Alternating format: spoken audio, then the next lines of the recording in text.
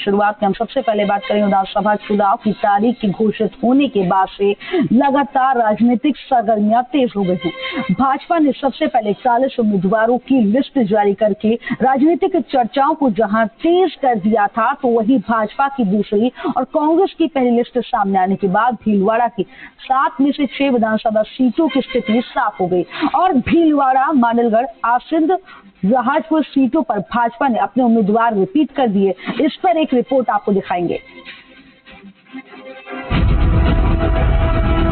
BJP की पहली सूची आने के बाद जहां कुछ सीटों पर चेहरे बदले जाने की चर्चा चल रही थी, लेकिन इस लिस्ट के बाद वहां चर्चा खत्म हो गई। बीजेपी ने भीलवाड़ा विधानसभा सीट से विठल शंकर अवस्थी को चौथी बार, आसिन से जब्बर सिंह को दूसरी बार, मांडलगढ़ से गोपाल खंडेलवाल, जहाजपुर से गोपीचंद मीणा को दूसरी बार मैदान में उतारा है। वहीं कांग्रेस ने सिर्फ एक सीट मांडलगढ़ पर विवेक धाकड़ को उम्मीदवार घोषित किया है।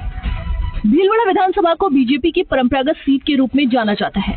1977 से अब तक 10 विधानसभा चुनाव में सिर्फ 2 बार ही इस सीट पर कांग्रेस का कब्जा रहा। 1985 में परमवीर सिंह और 1998 में देवेंद्र सिंह कांग्रेस से जीते थे।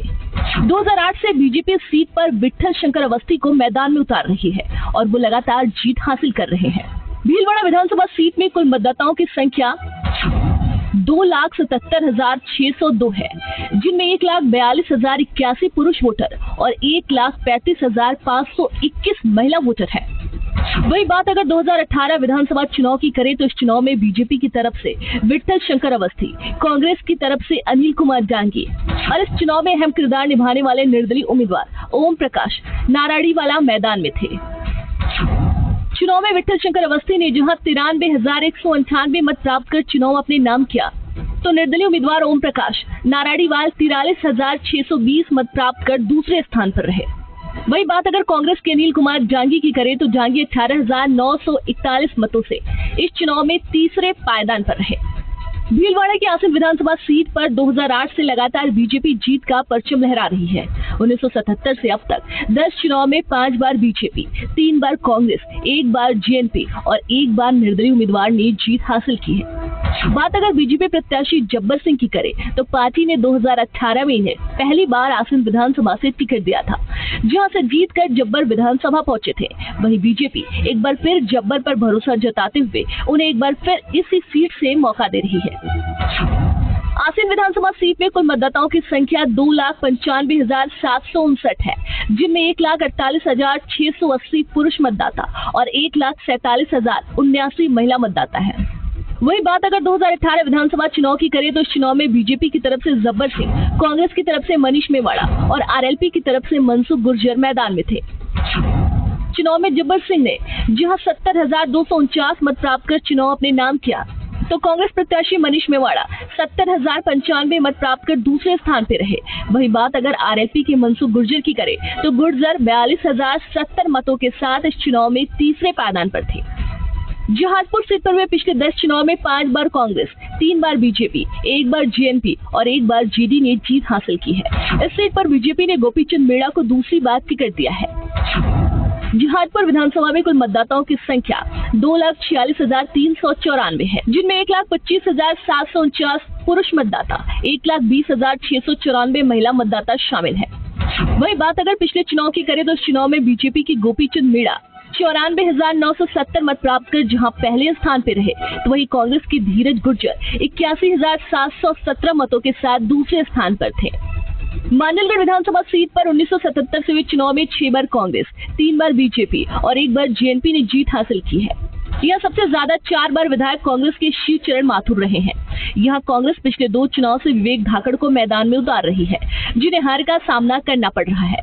बावजूद इसके कांग्रेस ने एक बार फिर इस सीट पर विवेक धाकड़ को जहां चुनावी मैदान में उतारा है, तो वहीं बीजेपी ने अपनी जिताऊ उम्मीदवार गोपाल खंडेलवाल को इस सीट से दूसरी बार उतारा है। मंडलगढ़ विधानसभा में कुल मतदाताओं की संख्या की बात करें तो 2,47,835 मतदाता है, जिनमें 1,25,950 पुरुष मतदाता और 1,21,885 महिला मतदाता शामिल है। वही बात अगर पिछले चुनाव की करें तो मांडलगढ़ सीट से बीजेपी की गोपाल खंडेलवाल 68,481 मत प्राप्त कर जहां पहले स्थान पर थे, तो कांग्रेस के विवेक धाकड़ 58,148 मतों के साथ दूसरे स्थान पर थे। वही निर्दलीय उम्मीदवार गोपाल मालवी 42,163 वोट के साथ तीसरे स्थान पर रहे। आज मुझे एक छोटे से कार्यकर्ता को भारतीय जनता पार्टी प्रदेश और केंद्रीय नेतृत्व ने मुझे दूसरी बार मेरे मांडलगढ़ विधानसभा का उम्मीदवार बनाया। मैं हमारे प्रदेश और केंद्रीय नेतृत्व का बहुत धन्यवाद, आभार। मेरे जैसे एक छोटे से कार्यकर्ता को आज दूसरी बार टिकट दिया है। मैं इस मांडलगढ़ की जनता, पूरा विधानसभा क्षेत्र की जनता का मैं ऋणी हूँ कि उन्होंने पहली बार मुझे जिताया था।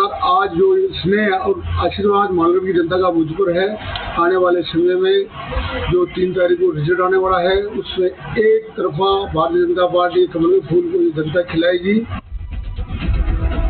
फिलहाल भीलवाड़ा की 7 सीटों में से बीजेपी ने 4 सीटों पर अपने पुराने उम्मीदवारों पर जहां दांव खेला है, तो वहीं कांग्रेस ने अभी तक जनपद की सिर्फ एक ही सीट पर अपना प्रत्याशी घोषित कर अपने उम्मीदवार पर दांव खेला है।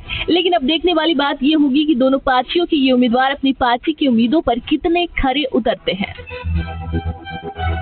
दिलसाद खान, जी मीडिया, भीलवाड़ा।